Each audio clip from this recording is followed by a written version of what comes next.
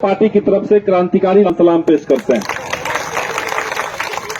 और आज जो संख्या आई है, इस संख्या ने प्रखंड मुख्यालय पे ये साफ साफ कह दिया है कि अभी तो ये झांकी है।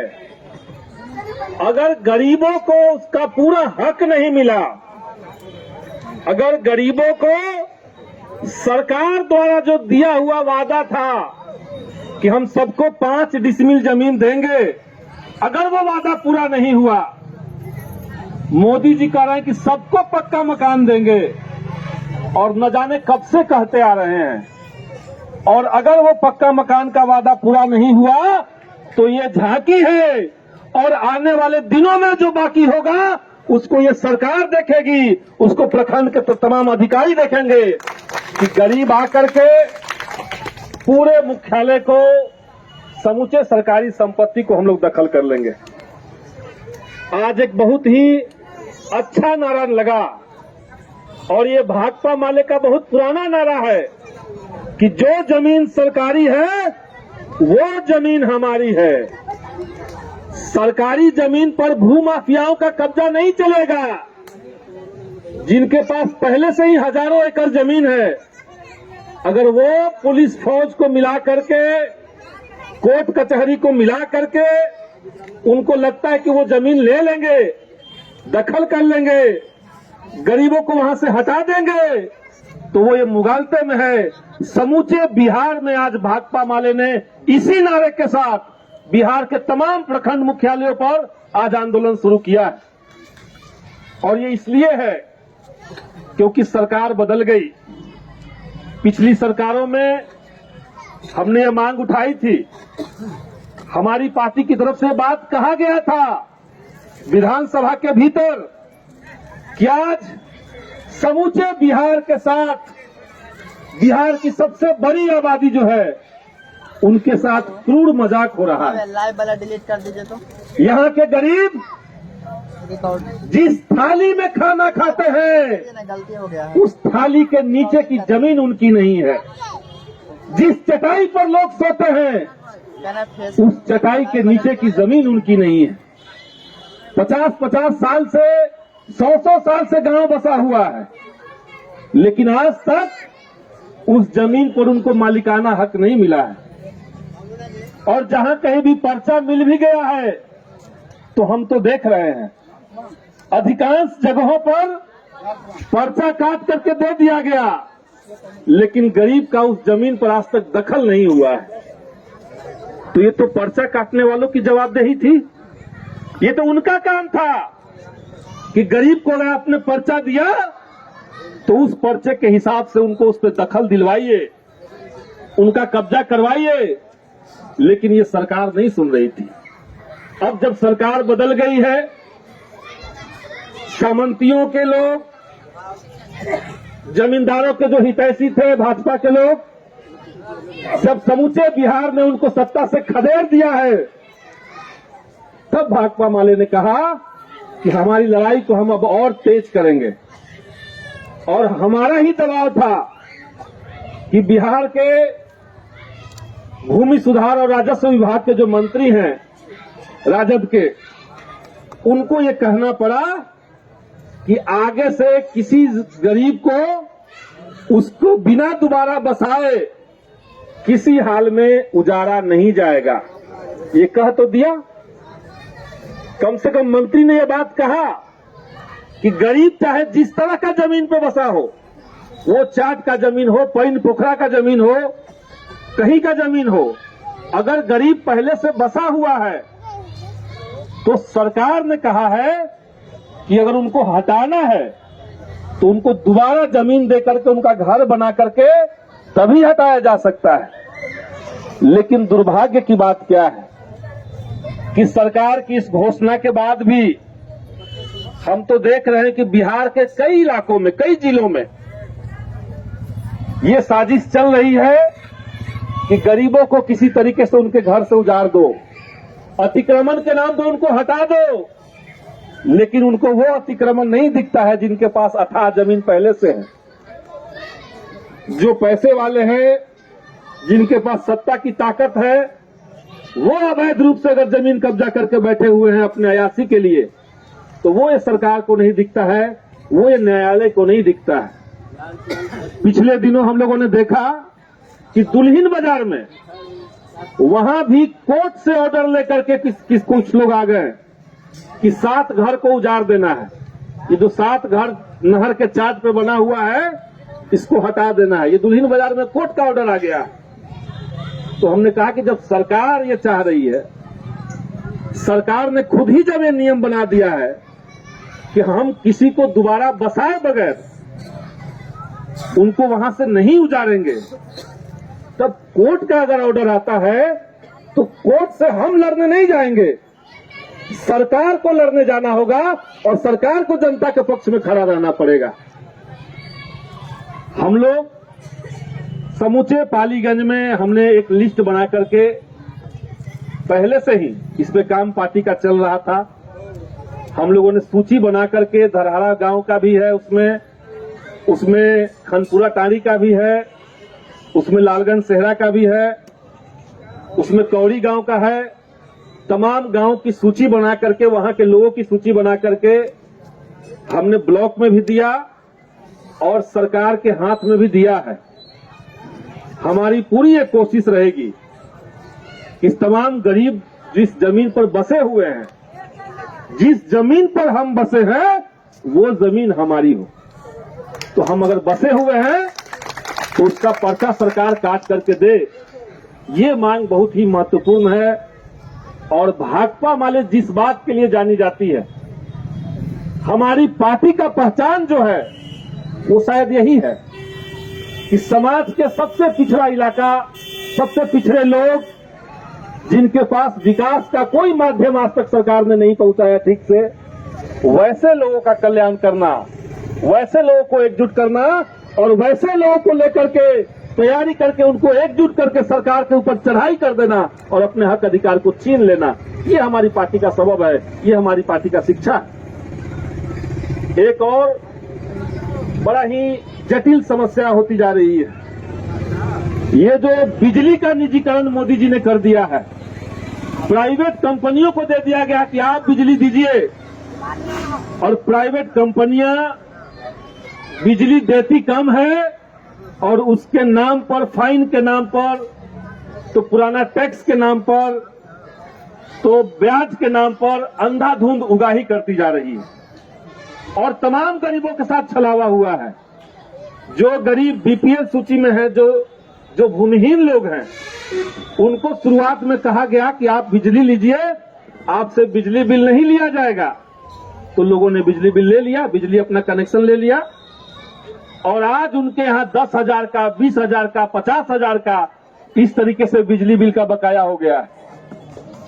हम सरकार से कहना चाहते हैं कि इसी हिंदुस्तान के भीतर जब कई राज्य ऐसे हैं जहां पे 200 यूनिट बिजली अगर आप इस्तेमाल करते हैं तब आपको 1 रुपया नहीं देना पड़ेगा। दिल्ली में वो कानून है। दिल्ली में अगर 200 यूनिट आप बिजली इस्तेमाल करते हैं तो कोई बिजली बिल नहीं लगेगा। पंजाब में वो है, पंजाब में भी 200 यूनिट बिजली बिल फ्री है। तो अगर पंजाब में हो सकता है, अगर दिल्ली में हो सकता है, तो बिहार में क्यों नहीं हो सकता है? इसको बिहार में किया जाए। 200 यूनिट बिजली हर गरीब को मुफ्त में दिया जाए, ये सरकार से हमारी मांग है। और नवंबर के आखिर में विधानसभा का सत्र चलेगा और भाकपा माले सदन के बाहर और सदन के भीतर जिस स्थिति में है, हम तो न तो सरकार में है और न तो सरकार के खिलाफ में है। हमारी तो भूमिका यही है कि हम जन आंदोलनों की आवाज को सरकार तक पहुंचा देंगे और उसके लिए जन आंदोलन भी करेंगे, संघर्ष भी करेंगे और संघर्ष की आवाज को सरकार तक पहुंचाएंगे भी।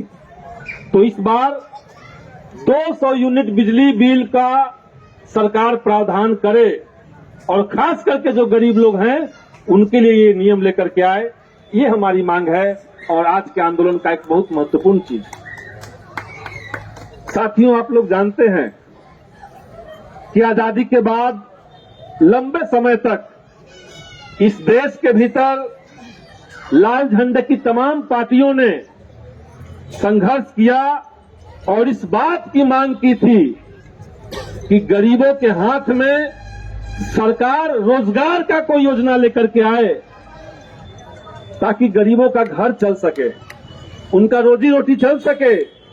और इसी संघर्ष में, इसी लड़ाई के चलते इस देश के भीतर दुनिया का सबसे बड़ा रोजगार गारंटी योजना, जिसको हम लोग मनरेगा कहते हैं, वो सरकार को लाना पड़ा था। तब कांग्रेस की सरकार थी। लेकिन आज कांग्रेस की सरकार ने जिस मनरेगा योजना को लाया, आज हम लोग देख रहे हैं कि मोदी जी जब से सत्ता में आए हैं 2014 के बाद, हर साल सरकार जो है वो मनरेगा का पैसा काट रही है, कम कर रही है, उसके बजट में कटौती कर रही है। हमारी तो ये मांग है कि 100 दिन से काम नहीं चलेगा। एक मजदूर को एक साल में कम से कम 200 दिन काम देना होगा और हर दिन के लिए 600 का भुगतान करना पड़ेगा। तब जाकर के बिहार से गरीबी दूर होगी, तब जाकर के बिहार में जो गरीब लोग हैं उनकी स्थिति बेहतर होगी।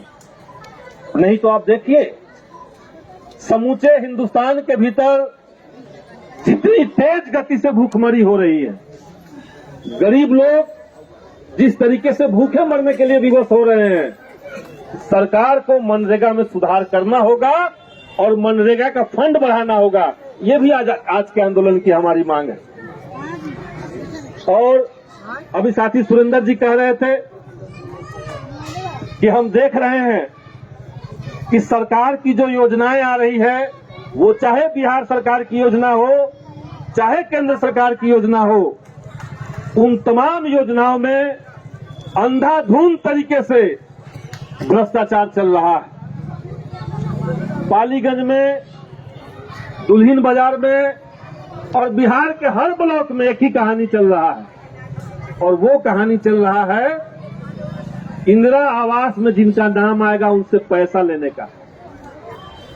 और इस पूरे भ्रष्टाचार में ऊपर से लेकर के नीचे तक, अधिकारी से लेकर के दलाल तक लोग बैठे हुए हैं। और ये बड़ा खतरनाक चीज है, क्योंकि आप उन लोगों से पैसे लेने की सोच रहे हैं जिनके पास रहने के लिए घर का छत तक नहीं है, उनसे आप पैसा मांगना चाह रहे हैं। जिनके पास अपना घर नहीं है, उनसे आप कमा करके अपने हवेली को भरना चाह रहे हैं। तो इसको माले किसी भी हाल में बर्दाश्त नहीं करेगी। और हम तो लोगों से भी कहते हैं कि जो व्यक्ति आपसे पैसा मांगे, आप उसकी तुरंत शिकायत करवाइए।